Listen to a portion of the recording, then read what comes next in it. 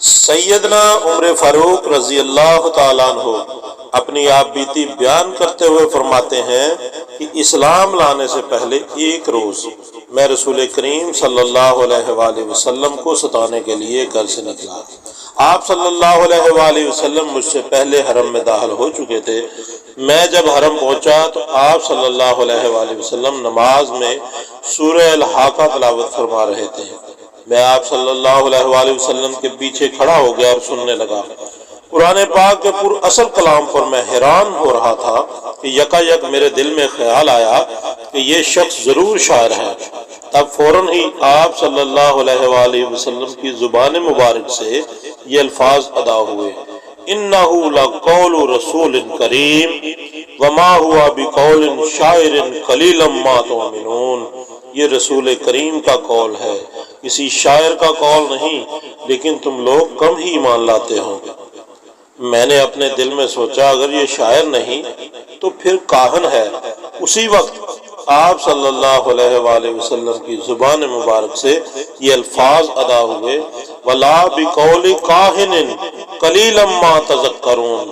اور نہ ہی یہ کسی کاہن کا قول ہے مگر تم لوگ کم ہی نصیحت حاصل کرتے ہو۔ تنزیل من رب العالمین، یہ کلام تو رب العالمین کی طرف سے نازل کیا گیا ہے۔ رسول کریم صلی اللہ علیہ وآلہ وسلم کی زبان مبارک سے ادا کی گئی قرآن کی یہ آیت میرے دل پر اسلام کا نقش اولین ثابت ہے۔ اس کے بعد وہ مشہور واقعہ پیش آیا جس کے نتیجے میں سیدنا عمر ایمان لائے۔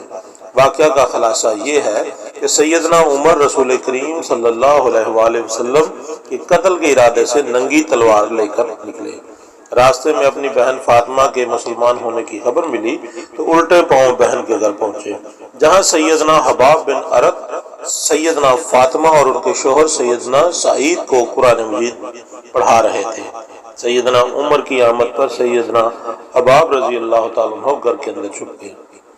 سیدنا فاطمہ نے قرآن مجید کی اوراق چھپا لیے۔ سیدنا عمر نے بہن اور بہنوئی دونوں کو پیٹنا شروع کر دیا۔ بہن کے سر سے خون نکلتا دیکھ کر ندامت محسوس ہوئی تو کہا: اچھا لاؤ دکھاؤ وہ صحیفہ جو تم پڑھ رہے تھے۔ بہن نے وضاحت کی: تم شرک کی وجہ سے نجس ہو، پہلے غسل کرو۔ سیدنا عمر فاروق رضی اللہ تعالیٰ عنہ نے غسل کیا۔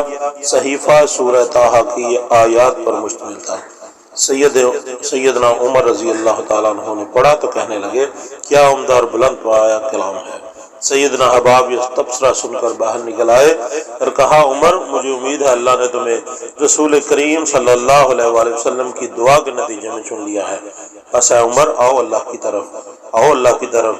حضرت عمر فاروق رضی اللہ تعالیٰ عنہ دار ارقم میں رسول کریم صلی اللہ علیہ وآلہ وسلم کی خدمت میں پہنچے اور حلقہ بگوش اسلام ہو گئے۔